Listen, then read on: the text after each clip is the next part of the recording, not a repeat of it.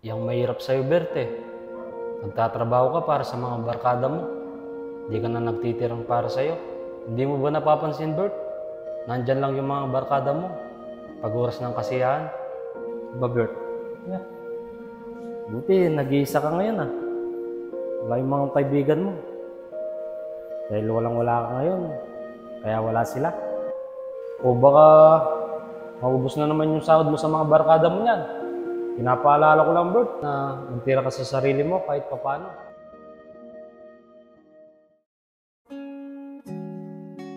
Bert, daming biniling alak ha.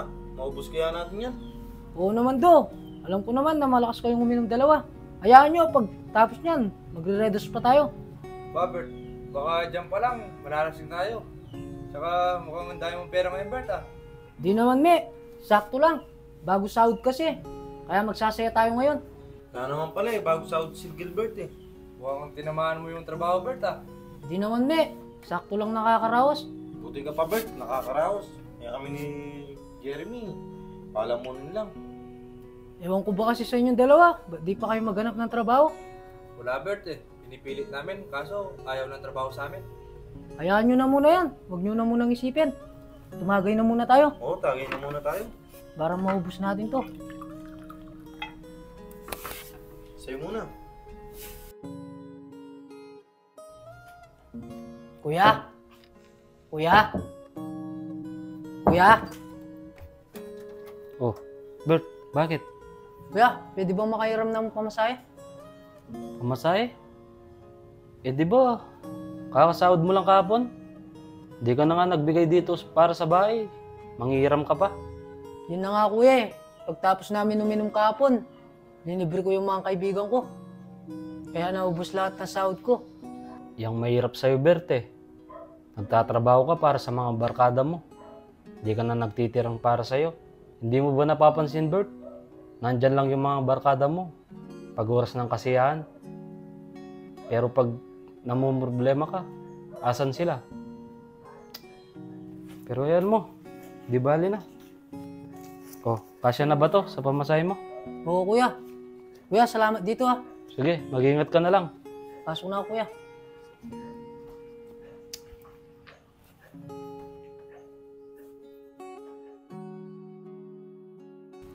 Hanggang ngayon may hangover pa ako.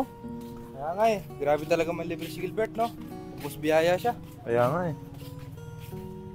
Gilbert eh. Oh, do, ano pala? Bert, papasok ka na ata. Oo do. Bert, pasensya ka na. Nalasing kami kagabi, kaya di kami nakapagpasalamat sa'yo. Ano ka ba naman do? Wala yun. Tambay ulit tayo mamaya, Bert, pagkalabas mo. Oo, sige me. O paano ba? Pasok na ako, baka malita ko eh. Sige. Bert, ingat ka. Salamat.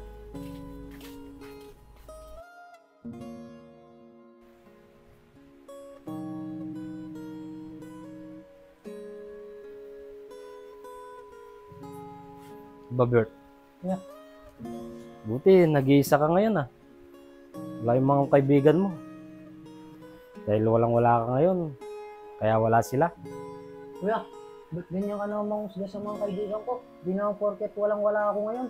Wala na sila. Naku, Bert, alam ko na yan. Nandyan lang yung mga kaibigan mo sa oras ng kasiyahan.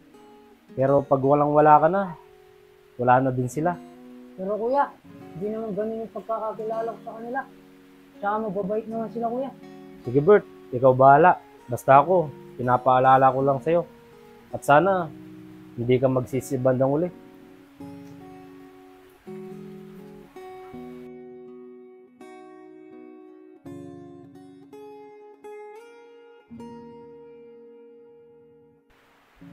Kuya?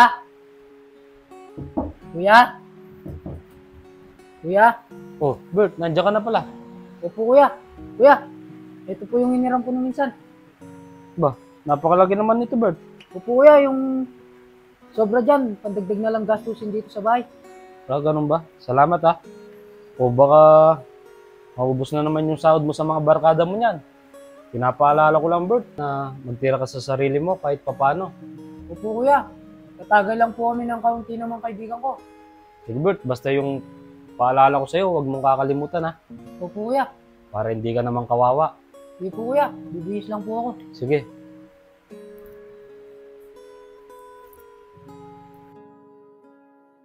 Do, me, dalihan nyo, lumalakas yung ulan.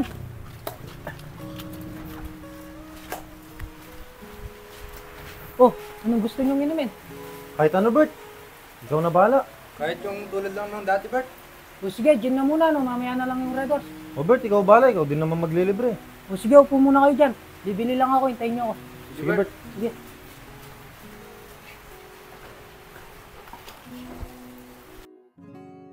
Do, napakasaya talaga pag may pera si Gilbert, no?